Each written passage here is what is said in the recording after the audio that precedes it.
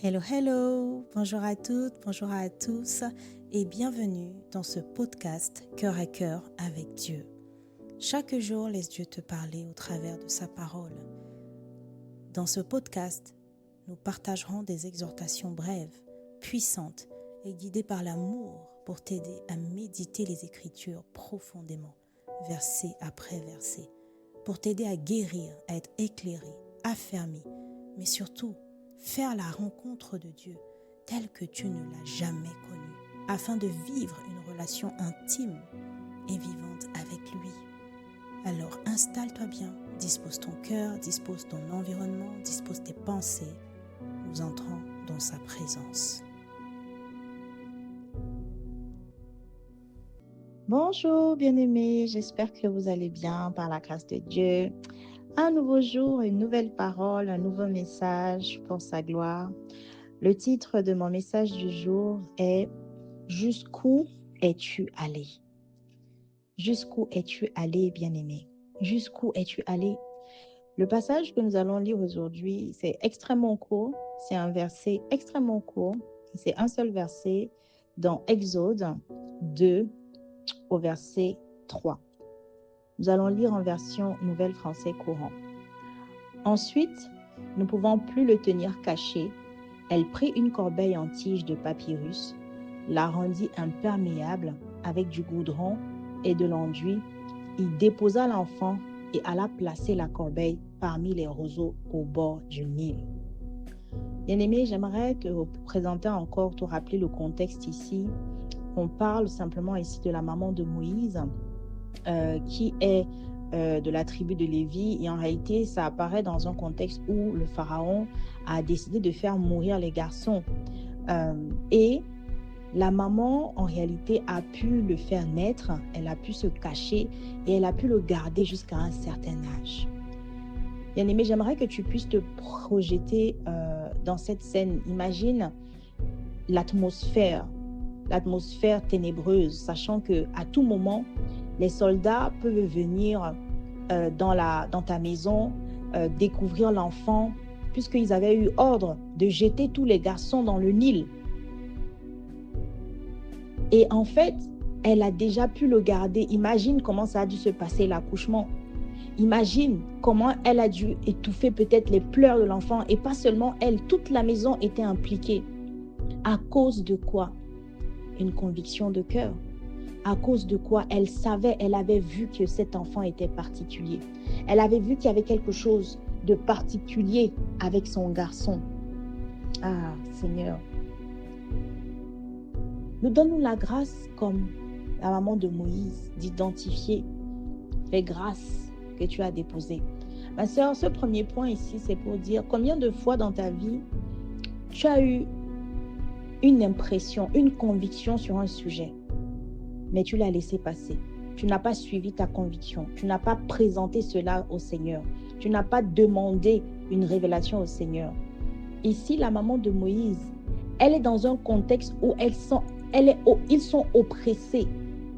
On peut l'attraper à tout moment. Son enfant peut mourir à tout moment. Et elle aussi, et toute sa famille aussi, puisqu'ils sont allés en l'encontre des ordres de Pharaon. Mais elle a quand même tenu. Elle a gardé l'enfant. Elle a accouché. C'est-à-dire que, vous imaginez un nouveau-né, comment il pleure. Il fallait absolument le garder. Il fallait le protéger. Il fallait pas qu'on entende ses pleurs. Et elle a tenu au moins jusqu'à 3 mois. Et à un moment, il est écrit, elle ne pouvait plus le tenir caché. Ça veut dire qu'elle était arrivée à la limite. C'est-à-dire qu'elle a tenu au maximum à cause d'une conviction qu'elle avait dans le cœur. Et au final, lorsqu'elle était arrivée au bout, ne pouvant plus le tenir caché, ça veut dire qu'il était arrivé à un âge où ça devenait très compliqué. Mais elle a tenu, accrochée à quoi? Une conviction dans son cœur. Elle savait que son fils ne pouvait pas mourir, ne devait pas mourir, qu'il y avait quelque chose de particulier avec son fils. Elle prit une corbeille en tige de papyrus, elle l'a rendu imperméable avec du goudron et de l'enduit. Elle déposa son enfant, ma sœur. Est-ce que tu peux imaginer la douleur et la souffrance de sa maman en ce moment-là? Le Nil, à ce moment-là, était rempli d'animaux dangereux, des crocodiles et de toutes formes de bêtes qui pouvaient manger son enfant. Mais elle a fait quoi? Elle a fait confiance d'une manière ou d'une autre à Dieu. Elle a fait confiance. Je n'imagine pas la quantité de prières qu'elle a dû faire ce jour-là lorsqu'elle déposait l'enfant, comment elle était attristée, à quel point son cœur était dans la souffrance de se détacher de son enfant et n'avoir aucune assurance de ce qui allait arriver à cet enfant.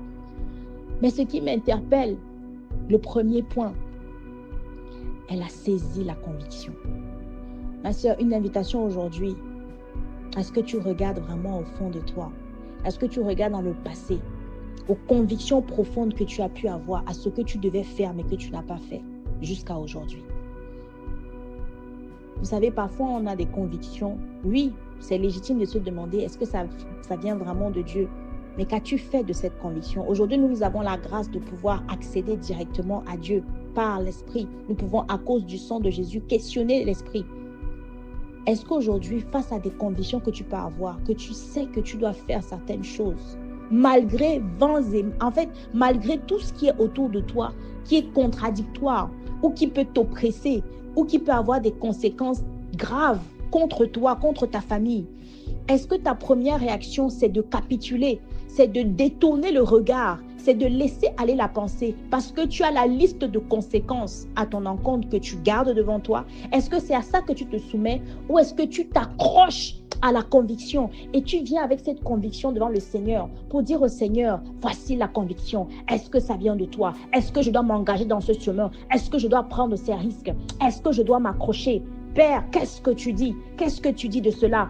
Toute ma réalité parle contre ce que je suis en train de ressentir en moi. Mais toi, qu'est-ce que tu dis de cela? Bien-aimé, aujourd'hui, c'est un encouragement à ce que tu puisses toujours être sensible à ce que tu ressens au fond de toi, à ce que tu dois faire. Tu sens que tu dois faire. Mais en fait, il y a comme une réticence. Mais en fait, il y a comme une peur. Mais en fait, il y a comme des doutes, comme des personnes ou même comme des choses qui vont t'arriver, qui vont être à l'encontre, qui vont aller à l'encontre de ce que tu vas faire. Peut-être que ça va être ton travail qui va être mis à prix. Peut-être que ça va être une opportunité, quelque chose que tu as à cœur qui va être mise à prix. Peut-être que c'est même ta famille qui pourra être exposée.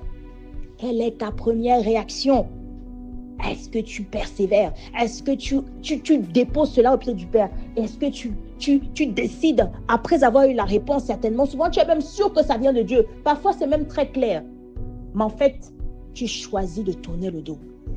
La mère de Moïse nous a montré qu'il est possible dans un environnement hostile, mais hautement hostile, de suivre sa conviction profonde pour faire la volonté de Dieu. Ensuite, elle a tenu jusqu'au bout. Et regardez, il est écrit, ne pouvant plus tenir. Ça veut dire qu'en fait, elle est arrivée au bout. Elle a gardé l'enfant 1 semaine, 2 semaines, 3 semaines. Ça devait être compliqué. L'enfant grandissait, les besoins grandissaient. Il fallait qu'il puisse se mouvoir. Il fallait qu'il faisait peut-être plus de bruit. Elle a tenu dans un environnement hostile. Ma sœur, ce deuxième point. Est-ce que dans cet environnement hostile, par rapport à une conviction que Dieu a mis dans ton cœur, quand tu as déjà la conviction, tu sais que ça vient de Dieu, tu sais que c'est ce que tu dois faire.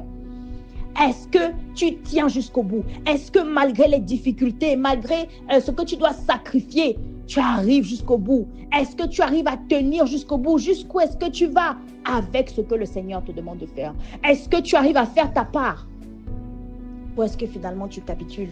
En réalité, ce message me parlait à moi aussi. Ce n'est pas un message qui concerne le présent ou le passé. En fait, il concerne tout le temps. Parce que même dans le futur, ce message vient nous révéler que nous devons être conscients de tout ce qui nous traverse. Parce que toute chose peut venir de Dieu. Dieu peut nous utiliser à tout moment. Nous sommes des vases, nous sommes des instruments. Tout ce que je fais, tout ce que je touche, tout ce que j'ai entre les mains ou que toute pensée que je peux avoir peut être une pensée où Dieu veut m'utiliser pour se glorifier, où Dieu veut m'utiliser pour son plan. Est-ce que je suis sensible à cela? Est-ce que ce sont des choses qui m'interpellent? Est-ce que ce sont des questions que je me pose? Ma soeur, un tas de questions comme ça que je dépose en toi maintenant, aujourd'hui, pour que tu puisses te les poser maintenant dans chaque chose que tu vas vivre et ressentir. Parce qu'à tout moment, le Seigneur peut t'utiliser. Ensuite, quand tu as la confirmation, se rappeler qu'on doit tenir jusqu'au maximum possible, selon la conviction et la foi qu'on a reçue. Tenir au maximum possible. Ne pas lâcher à la première occasion. à cause de la peur, à cause d'une mauvaise nouvelle, à cause, je ne sais pas, des désirs, des ambitions personnelles, des faux raisonnements de l'environnement. Mais gardez la conviction et la foi. Déposer la situation au pied du Père, s'attendre au Père, faire confiance au Père. Il est digne de confiance, ma sœur. Alors garde en tête cette question chaque fois que tu auras une conviction venant de Dieu. Jusqu'où iras-tu? Malgré l'adversité, la souffrance, les risques, l'hostilité de ce dans quoi tu seras entraîné à cause de cette conviction, à cause de cette mission que Dieu te donnera. Jusqu'où es-tu prête à aller? Seigneur, donne-nous la grâce de comprendre ta parole. Donne-nous la grâce de saisir tes révélations. Donne-nous la grâce de saisir le travail que tu nous donnes au quotidien.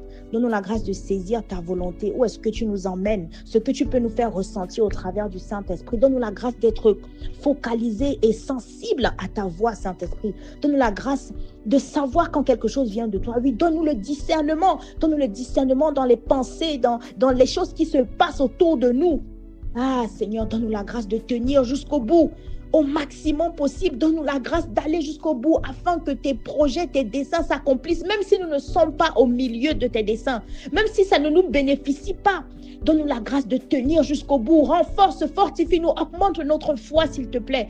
Donne-nous la grâce de nous rappeler de venir à tes pieds, de nous attendre à toi. Et peu importe l'hostilité, peu importe la difficulté, peu importe les souffrances, donne-nous la grâce, comme la mère de Moïse, de tenir jusqu'au maximum afin que toi seul, ta volonté s'accomplisse, Seigneur, afin que ton plan se déroule, afin que nous soyons trouvés le bon puzzle au bon niveau, dans ton plan parfait. Donne-nous cette grâce d'être des instruments, d'être des vases, d'être des canaux prêts, disposés, diligents, que tu utilises pour que ton plan se déroule à merveille. Donne-nous cette grâce, Père, nous le demandons. Car c'est toi qui crées en nous le vouloir et le faire selon ton bon désir, conformément à ta parole dans Philippiens 2 au verset 13. Donne-nous la grâce, Seigneur, d'être retrouvés à nos places avec les dispositions de cœur, afin que nous puissions faire partie, comme tu le souhaites, de ton plan, pour ta gloire, Seigneur, au nom de Jésus-Christ. Amen.